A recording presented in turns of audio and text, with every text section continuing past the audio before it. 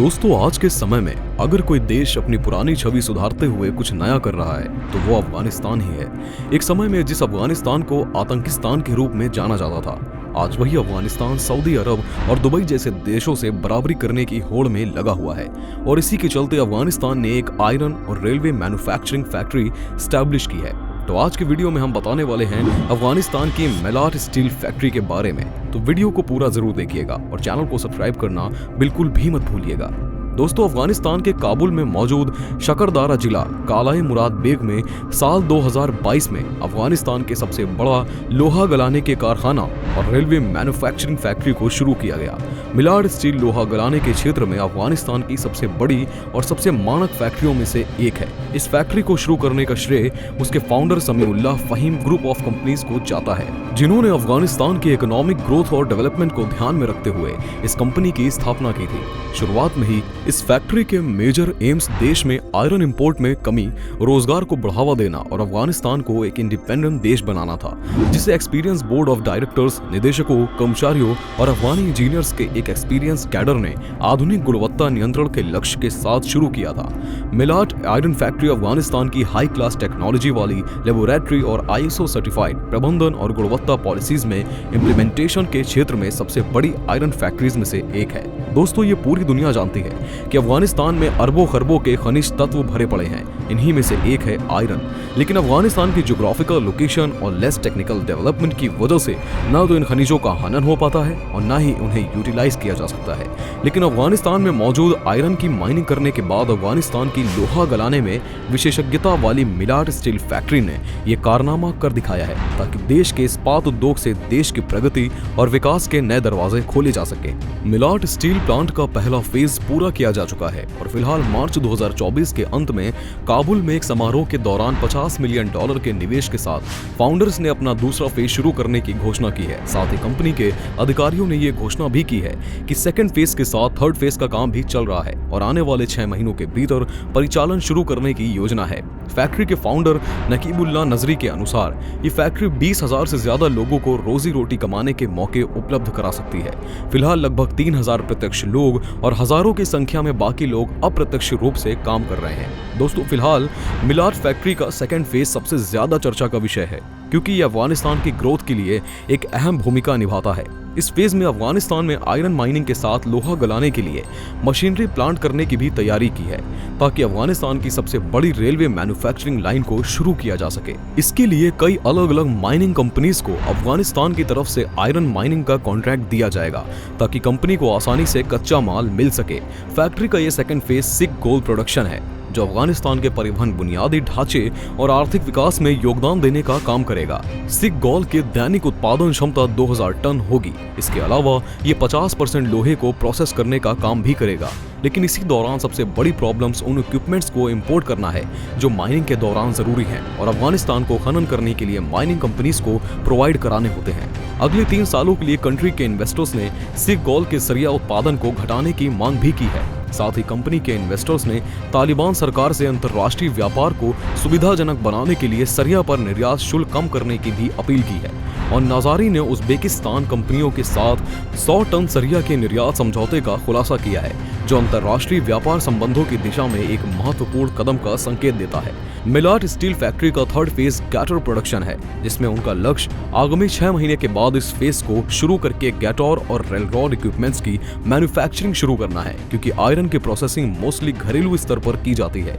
इसलिए तालिबान की अर्थव्यवस्था उप मुख्यमंत्री अब्दुल गनी बरादर ने डोमेस्टिक फैक्ट्रीज को सपोर्ट करने और आयात शुल्क को बढ़ाने की डिमांड भी की है, ताकि इस्लामिक अमीरात के कारखानों और उद्योगपतियों की समस्याओं का समाधान हो सके और उनकी कार्य क्षमता के साथ अफगानिस्तान की इकोनॉमी और GDP में भी प्रोग्रेस देखने को मिले।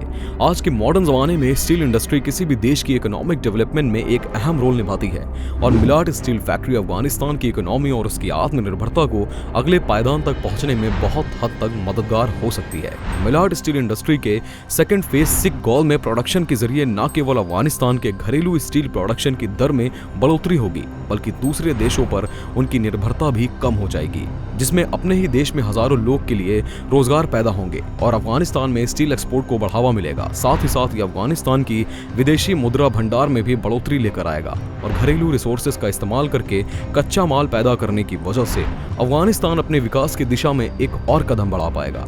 फैक्ट्री के प्रमुख नकीबुल्लाह नजरी ने इस बात पर प्रकाश डाला कि मिलाट स्टील फैक्ट्री के तीसरे चरण की शुरुआत के साथ 2000 से ज्यादा कंपनी की प्रतिनिधियों को कारखाने में नौकरी के अवसरों में और वृद्धि की उम्मीद है।